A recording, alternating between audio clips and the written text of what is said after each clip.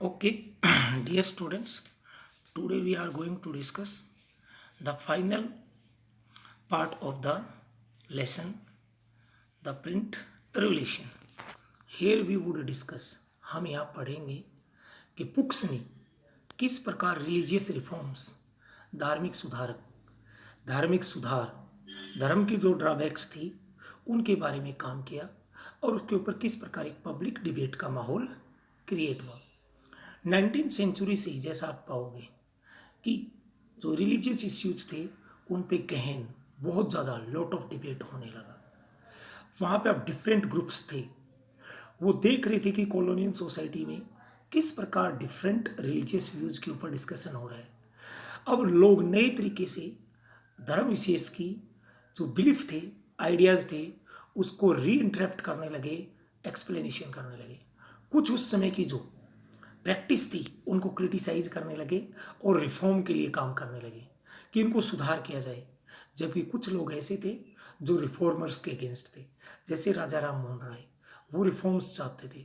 But कुछ पुराने लोग थे जो नहीं चाहते थे। इन सब चीज़ों को प्रिंट के माध्यम से न्यूज़पेपर्स और बुक्स में लाया गया।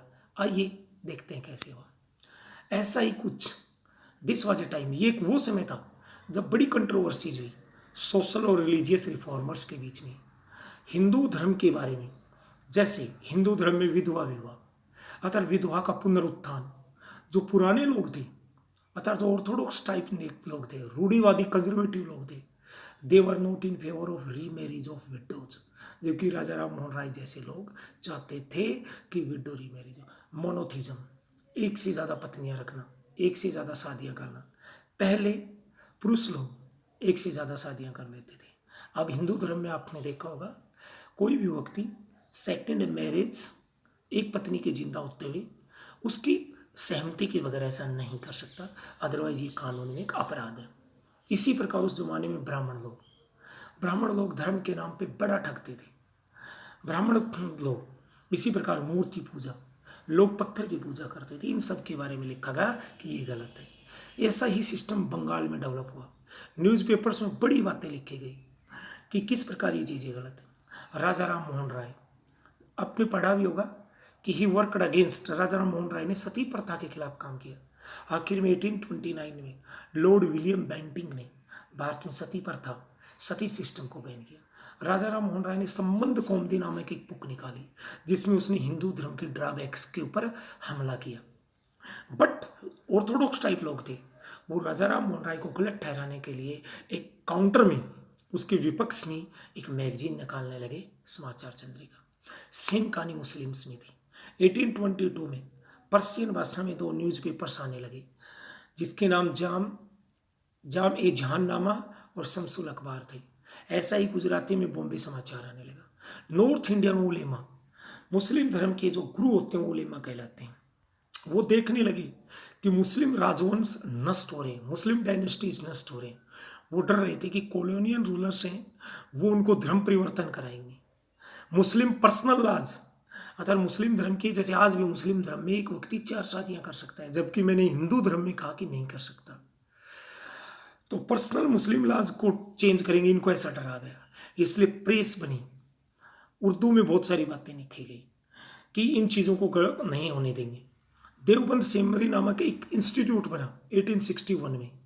यूपी में देवबंद नामक एक जगह है, वहाँ पे ये मुस्लिम जो उलेमास थे उन्होंने बहुत सारे फतवाज निकाले, अर्थात धार्मिक आदेश निकाले कि एक व्यक्ति को एवरीडे लाइफ में क्या करना चाहिए, इस्लामिक सूत्र क्या हैं, इस्लामिक डॉक्ट्राइन या फॉर्मूलाज क्या हैं। ये सारी बातें इन्होंने लिखी। आगे चल के प्रिंट एडिशंस ने धार्मिक जो बातों के ऊपर लिख रहे थे, आगे चल के इन सब ने, जैसे आपने देखो रामचरितमानस तुलसीदास जी के द्वारा लिखा गया रामचरितमानस, जो 16th सेंचुरी में लिखा गया। आगे चल के इसको 1810 में प्रिंटिंग के माध्यम से लिखा गया। आगे चल के बॉम्बे में नवल किशोर, लखनऊ में नवल किशोर प्रेस सेटअप हुआ, बॉम्बे में वेंकटेश्वर प्रेस सेटअप हुआ। इन सब चीज़ों ने रिलीजियंस के ऊपर भी लिखा। इस प्रकार आप देखोगे जो रिलीजियस मैटर था वो ज़्यादा से ज़्यादा लोगों के पास बढ़ा, उनके पास पहुंचा। इस प्रकार आप ये देख पाएंगे। उसके बाद में न्यू फॉर्म्स ऑफ पब्लिकेशन। समय के साथ प्रिंटिंग जो मटेरियल था उसने अब एक भूख पैदा कर दी, अतः राइटर्स के सामने डिफरेंट राइटिंग्स के लिए माहौल क्रिएट किया कि डिफरेंट चीज़ें लिखे। अब लोग अपने जीवन को, अपने लाइफ एक्सपीरियंस, अपने इमोशंस, अपने रिलेशनशिप्स को लिखना चाहते थे, और ऐसा ही एक नॉवल निकल के आया। एक लिटरेरी फॉर्म नहीं, ये लिटरेरी फॉर्म वर्ड है बेटा। एक लिटरेरी फॉर्म आया, यूरोप से स्टार्ट हुआ। जैसा मैंने आपको पहले भी कहा था, novel is a mechanical invention. It means novels का जन्म, नॉवेल्स लिखे जाने लगे जब प्रिंटिंग मशीन आ गई। शुरुआत नॉवेल्स की कहाँ पे हुई? यूरोप में। और बेटा यूरोप में भी इंग्लैंड और फ्रांस से। आपसे कोई पूछे कि नॉवेल्स की स्टार्टिंग कहाँ हुई? यूरोप से। और यूरोप की कौन से कंट्रीज से? England and France. ये एक मैकेनिकल इन्वेंशन थी, और ये नॉवेल्स एक अच्छी कंडीशन प्रोड्यूस कर रहे थे जिसमें लोग अपने लाइफ एक्सपीरियंस, इमोशंस, रिलेशनशिप्स को लिख सकें। इसी प्रकार आगे चल के other literary forms, other literature के जो डिफरेंट फॉर्म्स थे उसमें lyrics means poems, short stories, essays, social और पॉलिटिकल मैटर्स पे भी लिखा जाने लगा। जैसे जैसे 19th सेंचुरी का एंड आया, एक न्यू विजुअल प्रिंटिंग आया था। लोग पिक्चर्स के माध्यम से, पेंटिंग्स के माध्यम से मैसेज देने लगे। एक ऐसा ही व्यक्ति था राजा रवि वर्मा। ये राजा वर्ड इनके साम के नाम इसलिए लगता है, इनके पेरेंट्स, इनके दादा परदादा साउथ में ट्रावनकोर एक स्टेट होता था, उसके राजा लोग होते थे। ये यहाँ पे इस प्रकार मैसेज क्लियर करते थे। इस प्रकार कार्टून्स वगैरह, सोशल चेंजेस वगैरह के ऊपर खूब लिखे गए। उसके बाद में वुमेन एंड प्रिंट, कि प्रिंटिंग ने महिलाओं के बारे में क्या लिखा। अब महिलाएं अपने जीवन के बारे में, अपनी फीलिंग्स के बारे में लिखने लगी। जब महिलाएं पढ़ने लगी, मिडिल क्लास की फैमिलीज में महिलाओं का जो लिटरेसी रेट बढ़ गया। लिबरल एस्पेक्ट्स मीन जो वाइफ, जो लेडी जिसका पति सॉफ्ट नेचर का था, वो बेटी, वो लड़की जिसके पिता सॉफ्ट नेचर के थे, उन्होंने अपनी महिलाओं को, वुमेन फोल्क मीन्स महिलाओं को घर में पढ़ाना शुरू किया। आगे चल के मैनी मैगजीन्स आई जिसमें महिलाओं की एजुकेशन को जायज़ ठहराया गया। बट सभी फैमिलीज लिबरल नहीं थी। बहुत सारे हिंदूज ऑर्थोडॉक्स और कंजर्वेटिव भी थे। वो ये सोच रखते थे यदि गर्ल्स को पढ़ा दिया तो श्राप मिलेगा, उनको कर्स मिलेगा, अभिशाप मिलेगा, और बेटियां कम उम्र में विडो हो जाएंगी। मुस्लिम्स डरते थे कि महिलाएं पढ़ लिख गई तो उर्दू भाषा में लिखे गए रोमांटिक नॉवेल्स पढ़ेंगी, और वो रोमांटिक नॉवेल्स पढ़ेंगी तो उनके मन में पारिवारिक जो बंधन है उनको तोड़ के और चारित्रिक प्रॉब्लम्स आएंगी, चरित्र से संबंधित बातें आएंगी। इस प्रकार बड़ी दिक्कत हुई। ऐसा ही आप देखोगे रसुंदरी देवी, ये बहुत इंपॉर्टेंट क्वेश्चन है। उसकी उम्र, कम उम्र में ही एक ऑर्थोडॉक्स फैमिली में शादी कर दी गई। वो किचन में जहाँ पे आटा दाल चीनी रखा जाता है वहाँ बुक छुपा के रखती थी और वो पढ़ती थी, और उसने अपने जीवन की ऑटोबायोग्राफी लिखी, लाइफ कहानी लिखी 1876 में, अमर जीवन। ये क्वेश्चन एनटीएससी में बहुत बार पूछा जाता है, और ये बंगाली भाषा की first full fledged complete autobiography थी। आगे चल के और बहुत सारी महिलाएं थी, जैसे कैलाश फसीनी देवी, ताराबाई शिंदे, रमाबाई। इन्होंने बहुत महिलाओं के बारे में लिखा। आगे चल के उर्दू, तमिल, बंगाली, मराठी, इन सब में बहुत सारी बातें लिखी गई।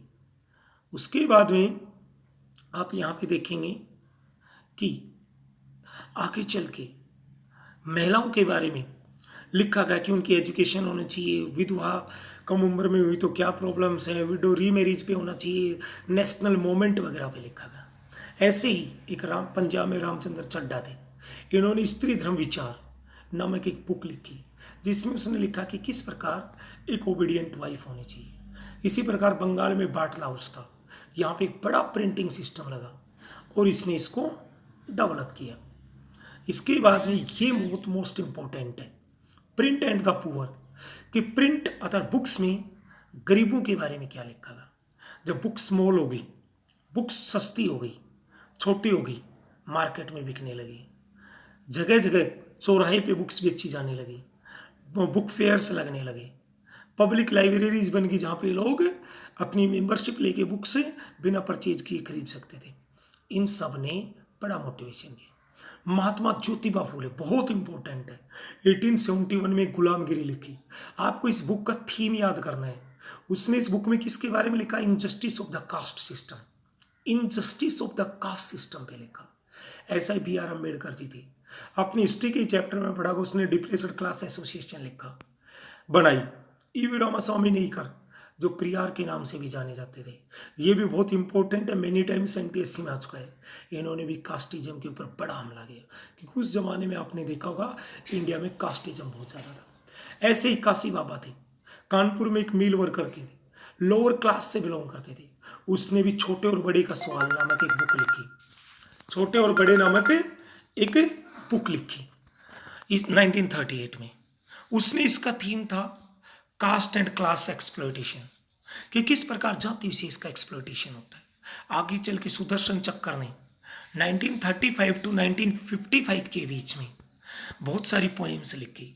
उन पोएम्स को उसने नाम रखा सच्ची कविताएं। उसने भी यहाँ पे जातिवाद के ऊपर बड़ा हमला किया।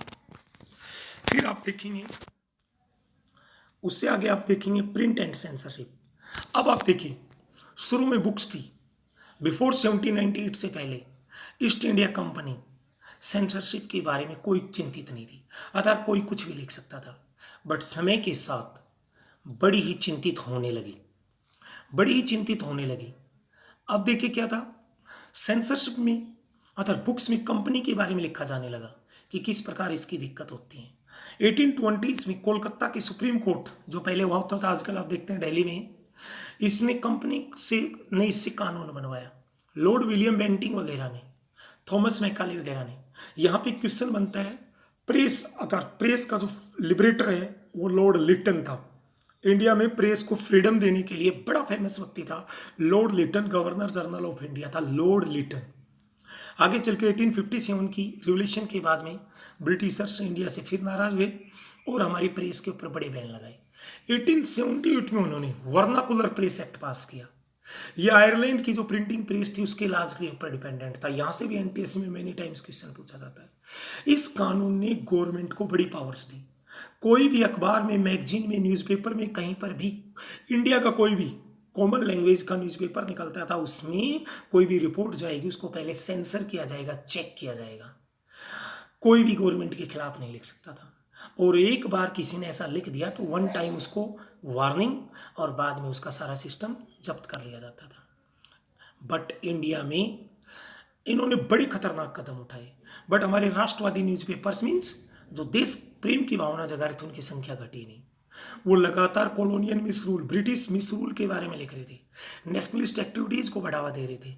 ऐसा ही एक न्यूज़पेपर बाल गंगाधर तिलक का था केसरी, जो कि उनको खुद को 1907 में देश निकाला दिया गया। उनका न्यूज़पेपर था तिलक, उस पर बैन लगा दिया गया। और आखिर में 1908 में उनको जेल में भी डाला गया कि केसरी न्यूज़पेपर के माध्यम से पंजाब में उसने बड़ी ही देशभक्ति की भावना जगाई, तो उनके ऊपर देश निकाला की सजा दी गई। इस प्रकार गांधी जी ने कहा था कि लिबर्टी ऑफ स्पीच वगैरह ये किस प्रकार हमें क्या फ़ायदे करते हैं। बेटा इसका जो हमने जूम मीटिंग वगैरह में पढ़ा था वो बाद में दोबारा डिस्कस करेंगे नेक्स्ट वीडियो में। ओके।